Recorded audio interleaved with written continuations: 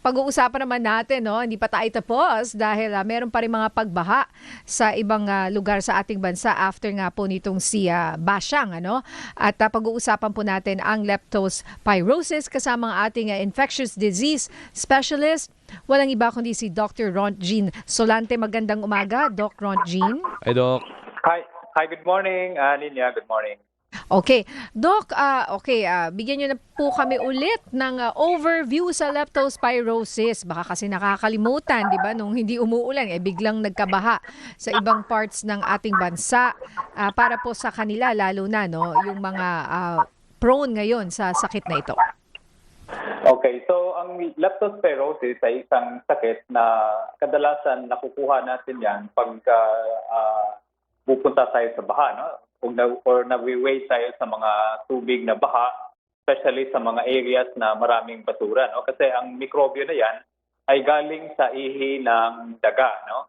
At ang mga sintomas nito ay lagnat, masakit ang ulo, nagsusuka, masakit ang katawan.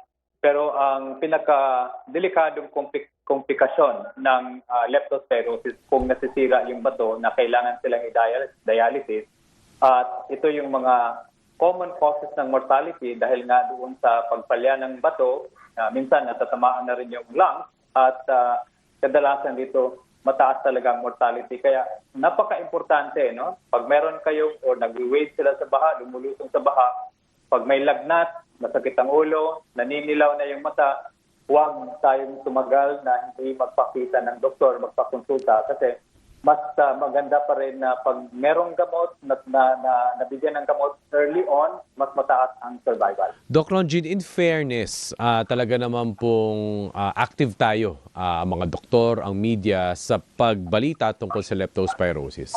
At sakali naman pong may baha, katulad po sa mga pagkakataong ito, gusto ko maging proactive. Ay nako, lulusong ako sa baha, malamang prone ako sa leptospirosis. Ano po yung mga immediate steps na pwede kong gawin agad para po makaiwas dito kung sakaling exposed na nga po ako sa floodwater?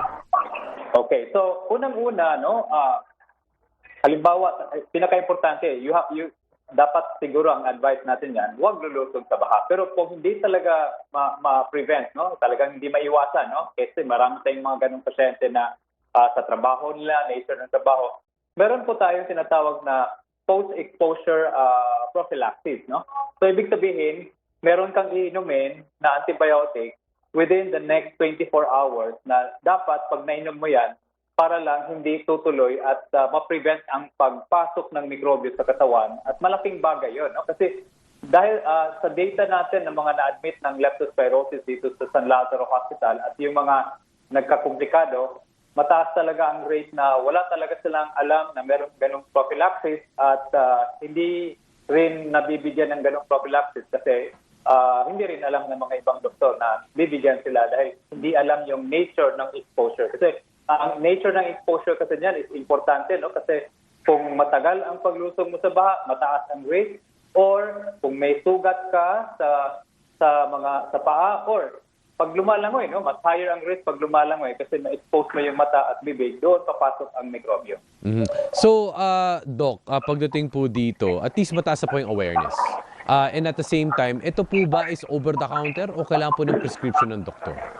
Ay, ang prophylaxis ay kailangan ng prescription, no, sa doktor. At itong mga gamot na to ay available sa mga health center, no? So importante yan na meron tayong ugnayan sa health center pag sa ganitong klaseng panahon para at least bago siguro magbagyo, bago magbaha, meron na dapat yung ganong preparation para at least kung makalusong man sa baha, meron ng kagad na mainom na prophylaxis.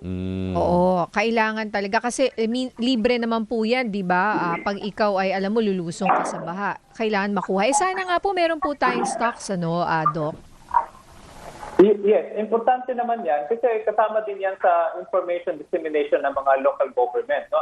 Sa tagal na nating nagka-handle ng leptospirosis, ilang outbreak na ang nadaanan natin. Hindi lang outbreak, because every time na nagbabaha tayo, in fact, walang buwan since last year na walang leptospirosis na na-report, no? I'm talking about dito sa San Lazaro Hospital, kasi Metro Manila talagang every now and then talagang may mga baha, no? So I mean, this is something na parang baga natural na lang itong ganitong klaseng infection na sana magiging natural din yung pagiging yung prevention at yung awareness natin about this infection. So hanggang ngayon, Doc, dyan sa San Lazaro, meron pa rin mga kaso ng leptospirosis? Yes, meron pa rin yun yan, no? Pakunti-kunti lang yan, may isa sa isang linggo. Hindi lang kasi dahil sa baha, no? May mga area na hindi naman binabaha, pero yung area na hindi humuhupa yung mga tubig, Yes. no? Yes. Mga kanal Perpetually na baha. Meron dyan sa Laguna, meron sa Bulacan, na forever baha. Hindi na naayos po yung sitwasyon, di ba?